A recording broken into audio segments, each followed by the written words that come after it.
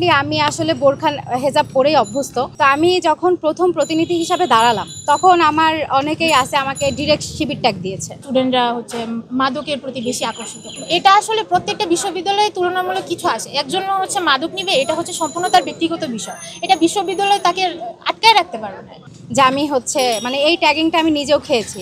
তো সেই জায়গা থেকে আমি আসলে বলবো যে কারো ব্যাপারে না জেনে বা আমরা যদি শিবির করি এটা তো লুকানোর কিছু নাই। আলটিমেটলি শিবির তো বাংলাদেশে এখন ওপেন হিসাবেই আছে। তো এটা আমি মনে হয় না যে লুকানোর কিছু আছে। এই ট্যাগিং বিষয়টা আমি খুবই খারাপ চোখে দেখি। যে যেটা করে না বা যে যেটা করবে না, বা এমনও তো হতে পারে যে এমন কাউকে শিবির ট্যাগ দেওয়া হচ্ছে সে আসলে শিবিরকে ওনই করতেছে না, বা এমনও হতে পারে। বাট আমার ক্ষেত্রে বিষয়টা না এমন না। আমি শিবির বা ছাত্রদল বা যেই হোক, আমি দুই দলকে খুবই সম্মানের সাথেই দেখি। সেই হিসাবে এখন যা প্রতিনিধি হিসাবে ছাত্রদল আসুক বা শিবির আসুক, সবাই যাতে আমাদের ফিলিংটা বুঝে। আচ্ছা, জাকসু নিয়ে তো আমাদের আসলে বিশাল বড় একটা প্রত্যাশা। এটা আসলে মানে আমাদের ভাষায় হয়তো বলেও শেষ করা যাবে না যে এত বেশি প্রত্যাশা আছে। সব থেকে বেশি বড় প্রত্যাশা হচ্ছে যে ক্যাম্পাসটাকে স্বচ্ছতা ও জবাবদিহিতার আওতায় আনা। কারণ অনেক সমস্যায় আমরা ফেস করি, সেটা নারী শিক্ষার্থী হোক বা অন্য কেউ হোক, অনেক সমস্যায় ফেস করি যেটার কোনো সলিউশন আলটিমেটলি হয় না।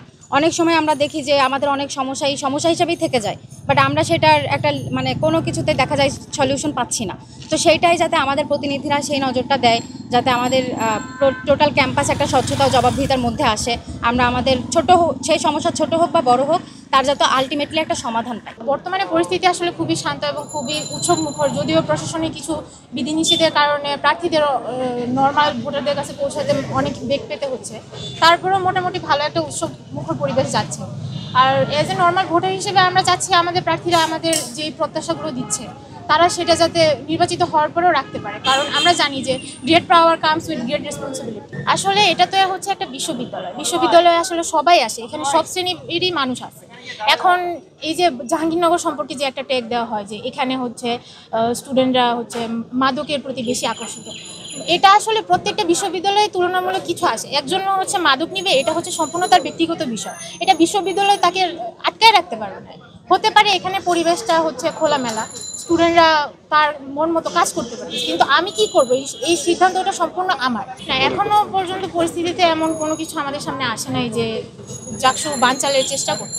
হইতে পারে বিভিন্ন জায়গা থেকে ছোটোখাটো অনেক বিষয় হচ্ছে, কিন্তু সেটা এখনো এত বড় রূপে ধারণ করতে পারেনি যেটা আমাদের নির্বাচনকে পিছায় নিবে বা বানচাল করার কোনো চেষ্টা। নারী হিসেবে বিশ্ববিদ্যালয়ের ভেতরে প্রতিবন্ধকতা নাই, কিন্তু হ্যাঁ দেখা যায় যে আমাদের সোশ্যাল মিডিয়াতে অনেক সময় বিভিন্ন ট্যাগিং দেওয়া হয়। যেমন আমরা যদি কোনো রাজনৈতিক পোস্ট আছে, সেই পোস্টে আমার যদি মতামত না মিলে, আমি যদি ওখানে কোনো কমেন্ট করি, হয়তো সেখানে আমাকে শাহবাগী ট্যাগ দেওয়া হবে, কারো মতাদর্শের সাথে না গেলে শিবির ট্যাগ দেওয়া হয়। মানে ট্যাগিংয়ের যে জিনিসটা আছে এটা আসলে নারীদের জন্য খুবই কনসার্নিং একটা বিষয়। তো আমরা চাচ্ছি যেই নির্বাচিত হবে সেই নারীদের এই ট্যাগিং বিষয়টাকে ট্যাগিং করতেছে, এটা আসলে সেই ভুক্তভোগী আমি নিজেও।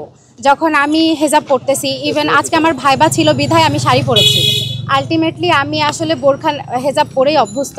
তো আমি যখন প্রথম প্রতিনিধি হিসাবে দাঁড়ালাম তখন আমার অনেকেই আছে আমাকে ডিরেক্ট শিবির ট্যাগ দিয়েছে।